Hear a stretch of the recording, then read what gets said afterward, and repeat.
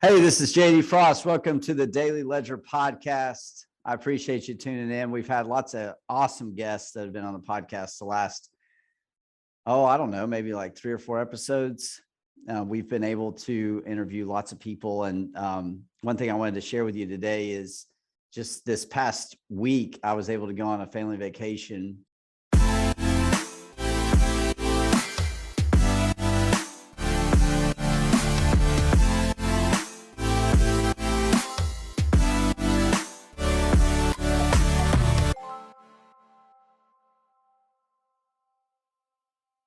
We've gone on this vacation for the last 12 years. We've gone to the same location, go to St. Simons Island, Georgia. And I don't know if you remember this or not, but the reason we started going to St. Simons is there was an oil spill in the Gulf of Mexico, the BP oil spill. And we used to go to, what was that beach called?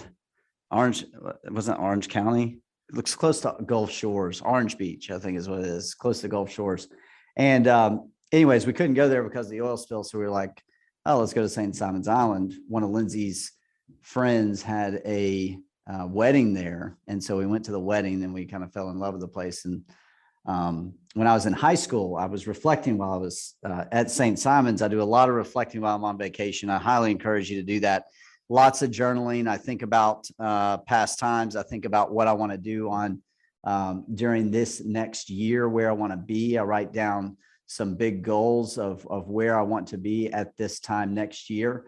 And as I was reflecting on that, I was looking across the ocean and I could see Jekyll Island, Georgia, right across there. And when I was in high school, I actually went to a retreat called Fun in the Sun with my church. And I went to that retreat with Lindsay. She was actually on the retreat with me. And so we were in high school and dating. And I remember looking across the Atlantic Ocean back over to St. Simons Island. And as I was looking across there, I heard that it was a pretty cool place to vacation. And I sat there and I remember I can remember like it was yesterday, being on the beach and being like, man, it would be so cool to go to St. Simons Island with my family one day. And that's one thing that I reflected on while I was there this past year, is that's actually happening, and it's happened 12 times.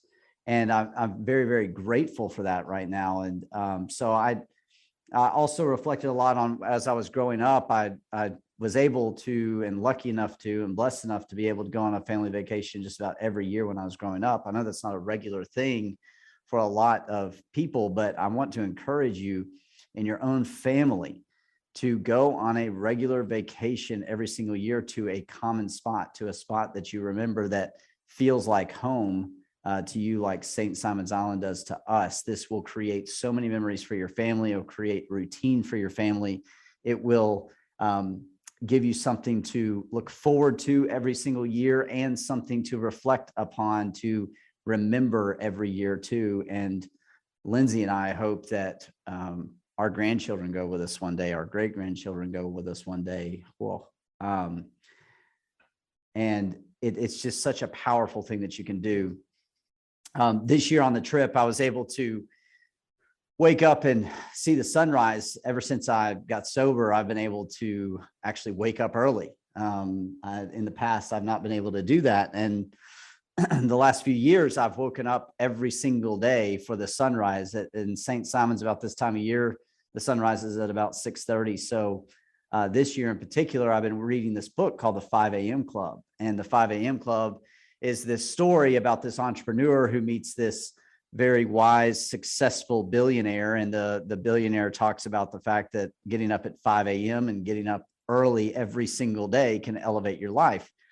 And it's not necessarily the fact of that you're doing all these really, really great things or like this specific routine every single day. It's the fact that you're just getting up earlier and waking up and having an extra hour, an extra 2 hours in every single day. So you're literally waking up at 5. So I woke up at 5 every morning, and I'm not perfect at it. There were times where I woke up at like 5:15, 5:18, 5:20, but I woke up in the 5 a.m. hour every single day. And I'm continuing to do that right now. And I encourage you to do that each and every day. And yes, that includes weekends. And the last chapter that I read before I actually came back home from the beach was this entrepreneur was saying, hey, should I Should I also get up at 5 a.m. on the weekends too?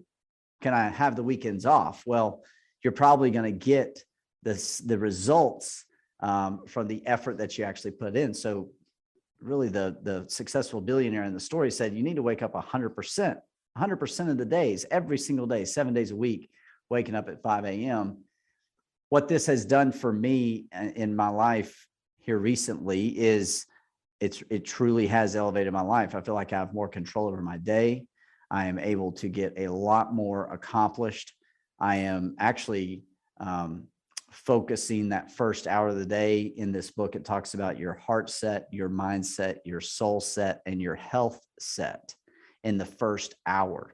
If you're able to allocate 15 minutes to each one of those, you are going to completely control your day from there on out. And I guess the biggest takeaway that I have from my vacation is that early hour routine on a daily basis that not only helps me get up earlier and get control of my day, but it also helps me to go to bed earlier, to go to bed. I've got to go to bed at like 10 or 10:30 in order to be able to wake up that early. And what the heck does that have to do with anything else that's going on? The more that I read, the more that I listen to Successful Business Owner, the more that I listen to podcasts just like this one, everyone that seems to be successful, that seems to be at peace, that seems to have a routine, they are getting up earlier and earlier and earlier. And they do it on a consistent basis. And on those days when they do not get up that early, they give themselves grace for that day. That's what's so impactful about day one. While I was on vacation, we were releasing a lot of this speech that I had, and I'm going to be doing a little bit more of a series on day one. If you continue to listen to the podcast over the next few episodes, I thought a lot about day one because we were releasing parts of a speech that I did back in April, and some parts of the speech are things that, I mean, I was okay speaking in front of people that I knew supported me. I was okay, saying whatever. It's okay to do that on the stage. For me, it's a lot easier to be able to communicate those things on the stage rather than just releasing it to the world for anybody to see, for anybody to judge, for anybody to have an opinion on. And that's one thing that I'm working on, is being a lot more vulnerable. But it was hard to watch those. It was hard to watch those videos being released while I was just kind of on vacation, honestly.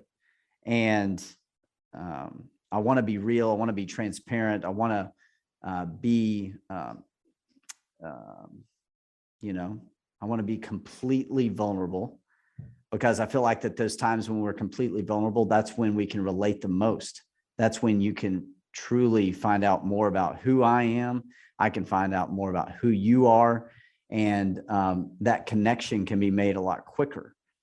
And so as I was sitting there, on this vacation, reflecting on day one and reflecting on getting up early in the morning, it started to hit me that this idea of day one is truly, truly powerful. And it's been a concept that has helped me to overcome any challenge, any doubt, any fear, any loneliness that I've been feeling.